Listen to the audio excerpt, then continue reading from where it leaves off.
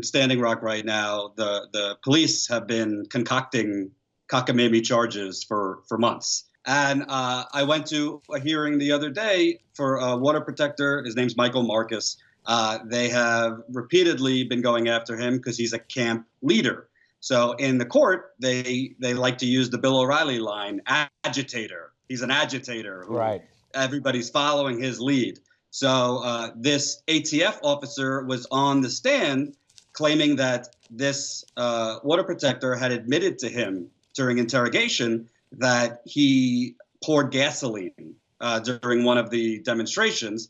Later, a few water protectors had lit a vehicle on fire, frankly, to keep the police away. The water protector never admitted to pouring gasoline. There's no transcript of him admitting that. There's no audio of him admitting that. What he actually admitted to was he took a gas canister and moved it off of the road. But the ATF officer twisted his words and said he admitted to pouring gasoline. This kind of stuff is happening over and over and over here. So I gave the ATF officer a little friendly visit from the Young Turks. I think we have that video of you confronting that officer after he just got off the stand lying. Now, they didn't allow you to bring any recording devices in. So this is just right. You know, we have to take your reporting for it. So this is you confronting him right after he comes off lying on the stand. So let's watch. I want to ask you, do you have any evidence that he lit gasoline? Because I didn't hear any evidence exhibited today. Do you have any evidence of that? I don't have anything to say to you right now. You have nothing to say? So a gentleman's going to prison or he's on trial. You say he lit gasoline, and you say he admitted that, but there's no evidence of that. And you were up there saying that he admitted he lit gasoline. Do you have evidence of that or no?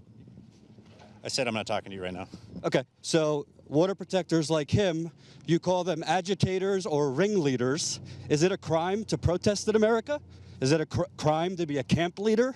Because it seemed like you were trying to describe him as an agitator or a camp leader. Is that a crime in America? So the ATF's position, if you protest or you're a camp leader, it's a crime. Okay. So that was the guy. So they're make trumped up charges. By the way, that was his bond hearing, and it's very infrequent that an ATF officer shows up at one of those, correct? Correct. And this is the pattern where Michael Marcus is a leader, as they call him, a spiritual leader. He actually does security at the camp.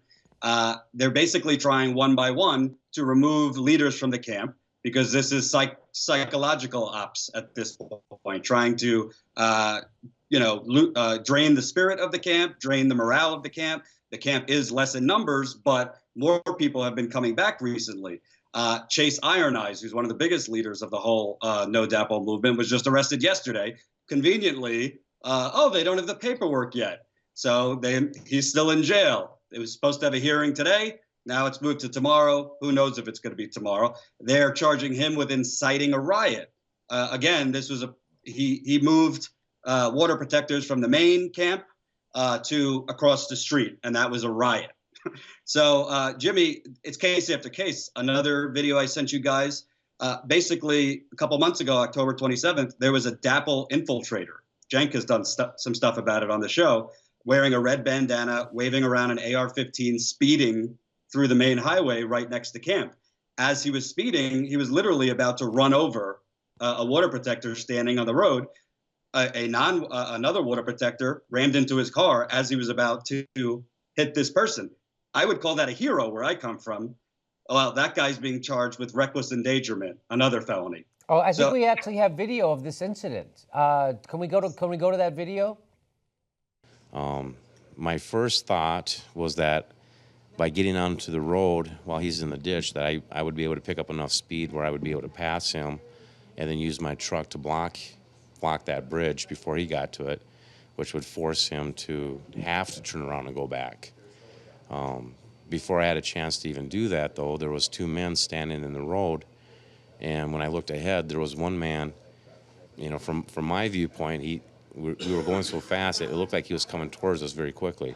And when I looked down and saw Kyle Thompson's truck, he was still trying to come up out of the ditch, and he was headed directly completely for that man, and have time to think about anything. I just saw him heading towards that man, and then I used my truck to, at that point in time, stop Kyle Thompson from hitting that man on the road. That guy who's waving around an AR-15, speeding recklessly down the road, he was let go. The guy who stopped him from running somebody over, he is charged with reckless endangerment. By the way, there's another guy being charged with terrorism for literally trying calmly, we have video of it, of getting to get this guy to put down his gun. So basically, I call it the fascist Republic of North Dakota. It's seceded from the United States because there are no laws here. They're making it up as they go along. I mean, now every other state probably doesn't have any laws under the current president. But it's terrible because, you know, we're also talking about it's ruining people's lives. This guy I just talked about, you know, strains him financially. The other guy who's being charged with terrorism, he lost his home, he lost his job because he's not allowed to leave North Dakota until his trial.